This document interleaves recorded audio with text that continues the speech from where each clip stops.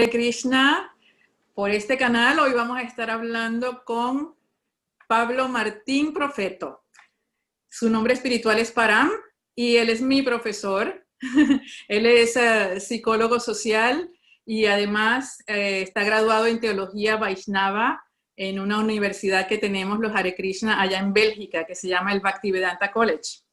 Además de esto, Param tiene la primera escuela de filosofía Vaishnava online, que se llama Cultura del Bhakti.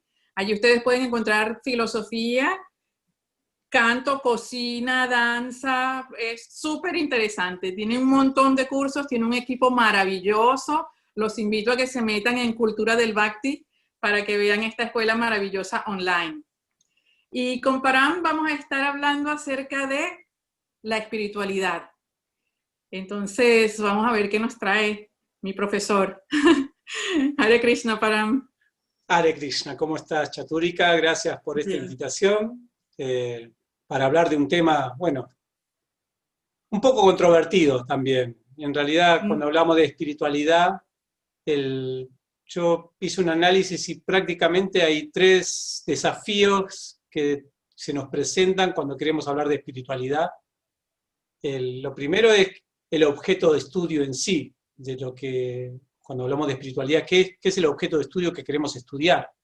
Porque parece tan etéreo, tan sutil, tan invisible eso, que determinar, digamos, qué es espiritualidad o cuál es el objeto de estudio de la espiritualidad se vuelve difícil, y a veces en ese intento por definirla, al final estamos focalizándonos en objetos de estudio que en realidad no son necesariamente espirituales. Muchas veces hoy en día, cuando alguien habla de espiritualidad, quizá está hablando de desarrollo de valores o de integridad relacional o, bueno, o de experiencias transpersonales ¿no? O experiencias metafísicas o experiencias esotéricas o viajes astrales, etc. Hay muchas,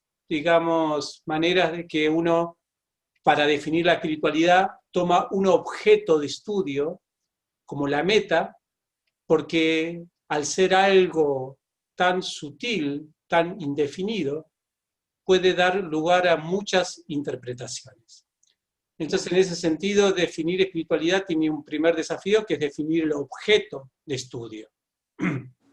Obviamente que cuando decimos espiritualidad, nos estamos refiriendo a algo que ciertamente no tiene que ver ni con el cuerpo físico, ni con nuestros elementos sutiles, ni nuestra mente o nuestros procesos psíquicos. Seguramente que estamos hablando algo del más allá, pero la palabra más allá tampoco nos dice nada. Así que el primer problema es ese, definir el objeto de estudio. Pero para definir un objeto de estudio, lo primero que se hace es identificar alguna técnica, algún método para definirlo. Es como, por ejemplo, en la época, nosotros ahora, por ejemplo, hablamos fácilmente del inconsciente, ¿no? Pero hace unos 150 años atrás, eso era un objeto de estudio invisible, ni siquiera concebible.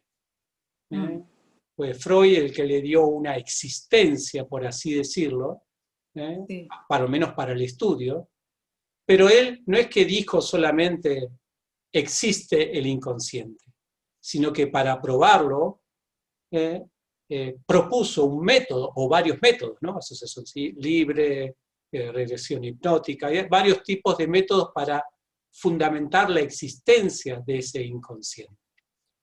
Entonces, hoy en día, si tenemos que decir cuáles son los métodos o las técnicas para descubrir que existe ese espíritu, también estamos en carencia, ¿no? Porque a veces se trata, bueno, quizás uno dice, bueno, a ver, voy a experimentar mi espíritu, voy a tomar tal psicotrópico, o tal droga, o haré tal ritual, o me uno a una religión, o hago tal terapia. pero realmente esas cosas nos están conectando con lo espiritual. ¿Cómo sabemos que nos están conectando con lo espiritual? Simplemente porque el discurso detrás de eso tiene las palabras espiritual, o porque realmente uno se conecta espiritualmente. ¿Cómo sabemos, por ejemplo, que una religión realmente nos está conectando con algo espiritual? ¿O simplemente uno se une a una religión para creer en algo, para estar instituido o sentirse socialmente parte, ¿no?, de una sociedad mayor, estar identificado, tener paz de que por lo menos creo que estoy haciendo algo bueno, o solamente para cultivar códigos morales? ¿Cómo sabemos si eso es espiritual o si eso es solamente una necesidad psicológica, física, social? Ajá. Entonces, sí necesitamos también una técnica para descubrir, el método para descubrir. En el Bhagavad Gita, este libro, que viene aquí, y muchos otros textos védicos de la antigüedad, se dice que la forma de conectarse espiritualmente o de percibir ese espíritu es a través de lo que ellos llaman yoga. La palabra yoga es una palabra sánscrita. Obviamente que hoy en día la palabra yoga se conoce en otro contexto, en el asunto de los ejercicios físicos. Eso es una manera, digamos, es una manera en que hoy se conoce el yoga, pero en sánscrito yoga tiene una connotación más de conexión espiritual, de realización espiritual, y no necesariamente se hace a través, aunque es uno de los métodos, por medio de ejercicios físicos o de meditación.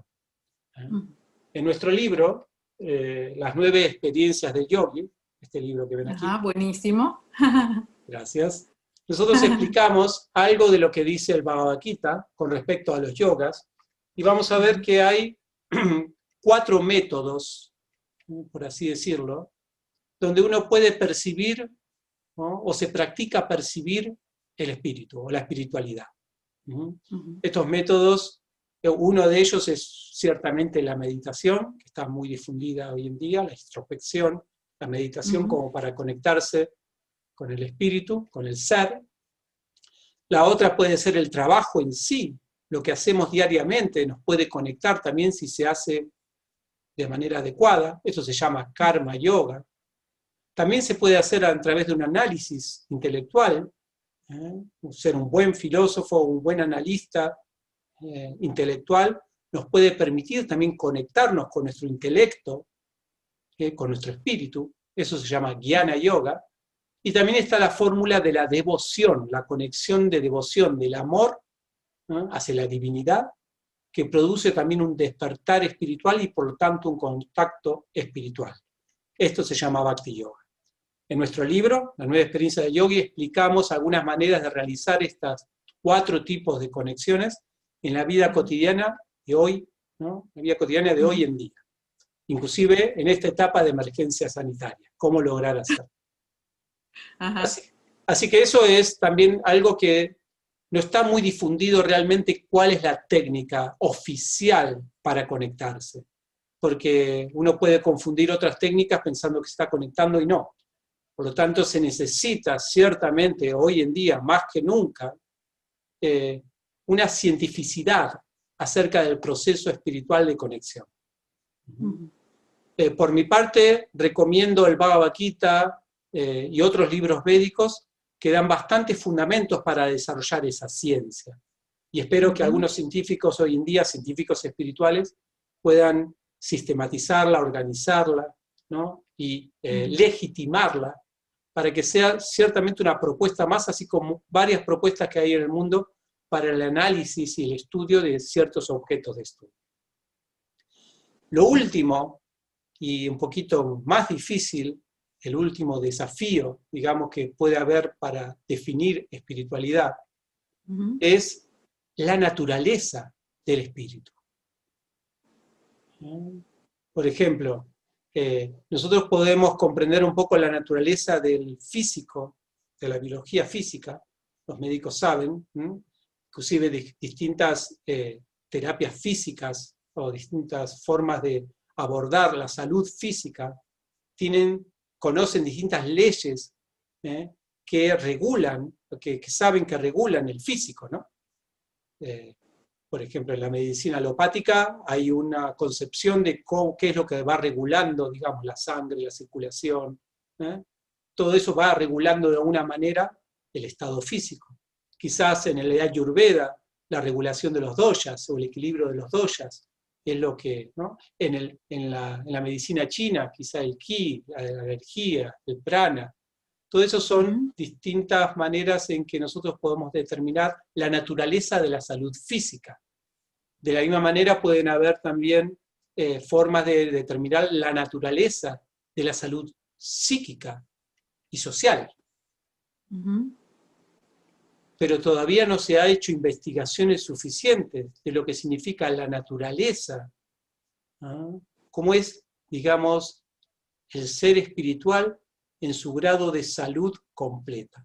Por ejemplo, la Organización Mundial de la Salud ha definido lo que significa salud, pero todavía no hay una definición de lo que significa ser espiritual. ¿Qué determina eso? Uno de los desafíos más grandes de por qué es difícil abordar este objeto de estudio es porque ese objeto somos nosotros mismos. Entonces ya no es un objeto. Generalmente todo lo demás es fácil abordarlo porque nosotros nos podemos poner en observador, inobservado. Pero cuando hablamos de espiritualidad, estamos haciendo un estudio de nosotros mismos. No estudiamos nuestra psiquis, porque la psiquis es algo que nosotros poseemos. No estudiamos nuestro cuerpo, porque el cuerpo es algo que nosotros poseemos. Sino que en la espiritualidad nos estudiamos a nosotros mismos. Y eso implica que para conocerlo, para abordar el objeto, sin lugar a duda, el instrumento y el objeto de estudio son lo mismo. O sea, lo que quiero decir es que no hay manera de conocer el objeto espiritual o el ser espiritual sin nosotros intervenir en eso. Por eso es que las propuestas espirituales, generalmente de Oriente, implican que uno mismo tenga la vivencia espiritual para poder determinar la realidad espiritual. Claro. Entonces, en ese sentido, no nos queda otra, o sea, nadie puede quedarse como un observador imparcial y ver la espiritualidad desde afuera. La tiene que ver él mismo porque él mismo es espíritu. Esto implica entonces participación completa en el proceso espiritual. Esto viene un compromiso. Y cuando esto ocurre, las personas que ciertamente se comprometen pueden identificar la naturaleza del ser espiritual. Eso es lo interesante. Pero es por ser testigos ellos mismos. Claro. Y ellos han determinado, y todas las personas que se ponen en contacto con el espíritu, han determinado también cuál es su naturaleza, que es justamente lo que queremos determinar. Y esta naturaleza tiene que ver, la naturaleza del ser, se dan cuenta de que han conectado con el ser, porque su naturaleza tiene 3 características. En sánscrito son Sat, Chit y Ananda, que significa eternidad, plena conciencia y felicidad. Eternidad, ¿qué significa? Cuando uno se conecta espiritualmente, realmente, entonces uno ya no considera el asunto de la vida o la muerte. Porque eso pertenece a todo lo que es el cuerpo. O sea, que una persona realmente conectada espiritualmente ya no teme la muerte, ¿no? Así como Sócrates, por ejemplo, una persona en contacto espiritual. Él no tenía miedo de tomar la cicuta porque se consideraba eterno. Claro. Esto es un grado de conexión espiritual, de espiritualidad en la práctica. Conciencia plena, otra característica. Ya no hay ignorancia, no hay inconsciencia. Nosotros ya podemos percibir el mundo sin ningún filtro, ni social, ni político, ni cultural. Podemos ver el mundo tal como es. Que este es, digamos, el deseo más querido por aquellos epistemólogos, ¿no? Los que siempre están cuestionando por qué sabemos lo que sabemos. En el plano espiritual vamos a poder saber las cosas, conocer las cosas, en la perspectiva más clara que existe.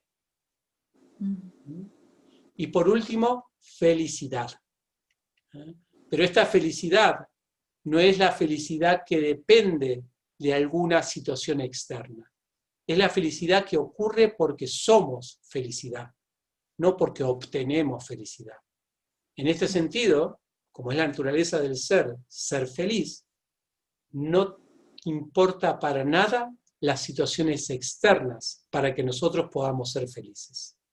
Si nosotros necesitamos alguna situación externa para ser felices en una espiritualidad, ya sea una situación social, política, económica, cultural, relacional, lo que sea, si necesitamos algo externo para ser felices, entonces todavía no estaríamos conectados exactamente con nuestro espíritu, porque el alma, el ser, es felicidad.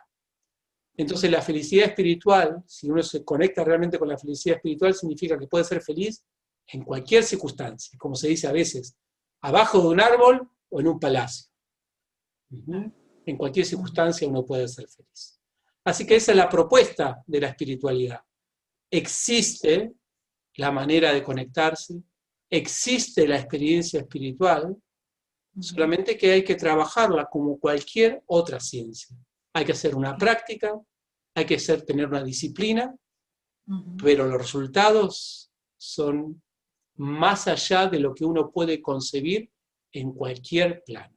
Así que esa es la invitación, Chaturika. La invitación es meternos, comprender esta filosofía, comprender de qué se trata la espiritualidad, investigar y manos a la obra, practicar. Muchas gracias. ¿Cómo conseguimos su libro? ¿Cómo conseguimos su libro de las 9 experiencias del yogi?